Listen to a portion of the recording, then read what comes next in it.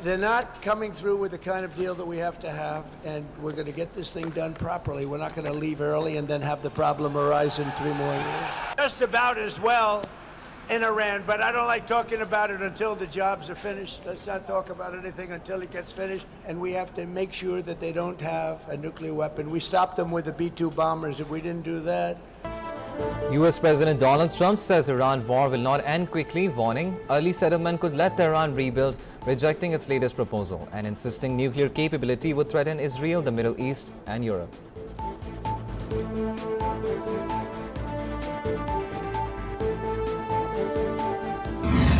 The White House says Iran hostilities have ended after 60 days under a ceasefire as U.S. President Donald Trump informs Congress while warning the conflict will not end quickly, rejecting Tehran's proposals and keeping U.S. forces deployed across the Middle East. Iran signals conditional diplomacy as Foreign Minister Abbas Araghchi says Tehran is open to talks if Washington changes rhetoric and actions amid stalled negotiations and ongoing tensions.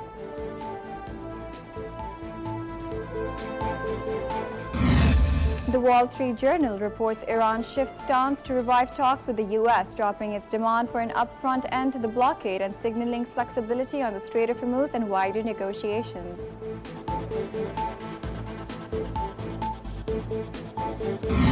Iran's Supreme Leader Mujtaba Khamenei says the country will defend its scientific and military achievements, including nuclear and missile programs, in a message marking Persian Gulf Day.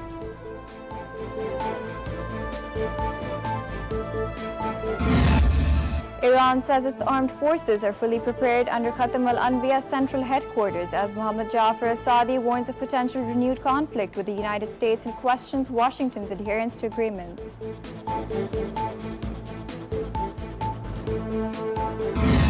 US President Donald Trump casts doubt on Iran's deal while confirming indirect contact, warning Tehran of consequences if talks fail, and announcing 25% tariffs on the EU alongside continued pressure measures.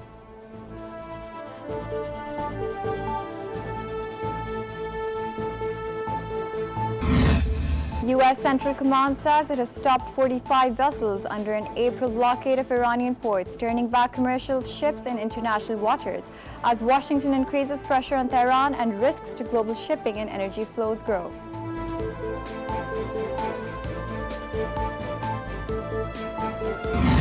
Axios reports a U.S. blockade in the Gulf of Oman has cut Iran's oil revenue by about $4.8 billion, disrupting exports by diverting 40 vessels and leaving 31 tankers carrying 53 million barrels stranded.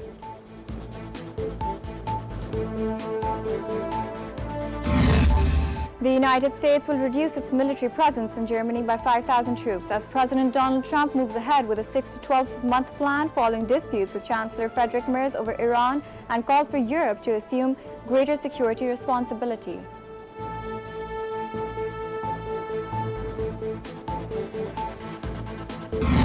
Foreign Minister Ishaq Dar holds talks with Kuwait's Sheikh Jarrah Jabr Al Ahmed Al Sabah on regional developments, with both sides agreeing to maintain close coordination and cooperation.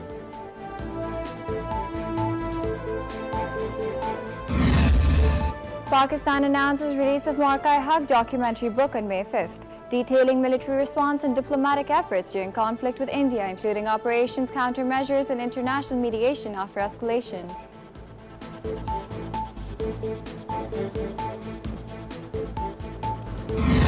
Information Minister Ataullah Tarar says Pakistan stands as a frontline state against terrorism, citing APS and security cases, while praising Gen Z and youth for leading the online narrative and a meme war alongside military and media response.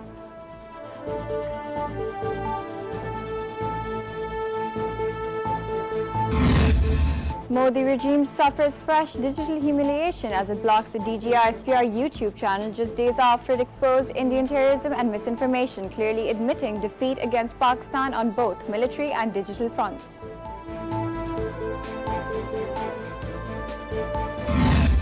CNN exposes the shocking reality of child forced labor in India as millions of children toil in agriculture, domestic work and small industries due to the Modi's criminal negligence and complete failure to enforce child protection laws.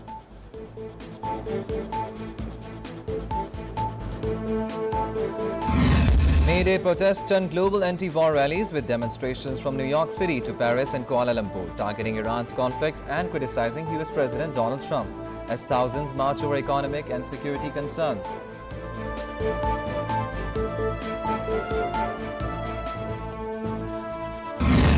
Pakistan moves to tackle child lead exposure as Prime Minister Shehbaz Sharif meets UNICEF after reports show 4 in 10 children affected and rates reaching 88% in Hattar, pledging stronger prevention and monitoring.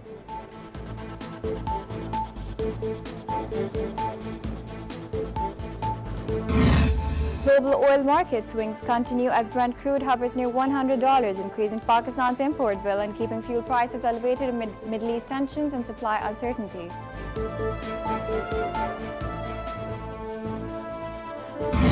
Pakistan's inflation surges as SPI rises 14.52% year-on-year and 0.62% weekly to 354.23 points, with fuel and power tariffs driving costs higher and pushing up transport and food prices across income groups.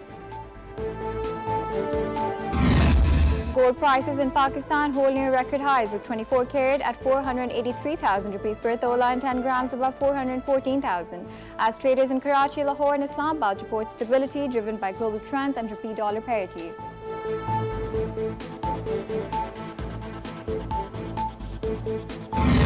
Pakistan's Super League final set at the Gaddafi Stadium as Hyderabad Kings men face Peshawar Zalmi at 7 p.m. PKT. After a 2-run win over Islamabad United, with Hunan Shah defending 6 runs and Usman Khan scoring 61 for not out.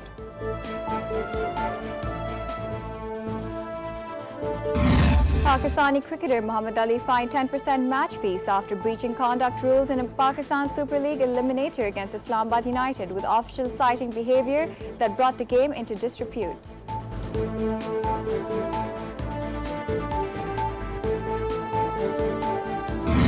China, India, France and Denmark power into the Thomas Cup semi-finals, with China and India sweeping 3-0, France defeating Japan, Denmark beating Thailand 3-1 to set up title clashes.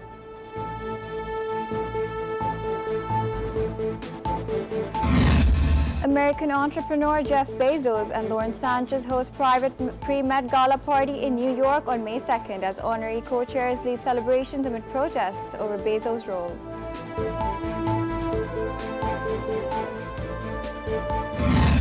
American actress Meryl Streep backs American television host Jimmy Kimmel after US President Donald Trump calls for his removal over a satirical segment, escalating tensions over free speech in the entertainment industry.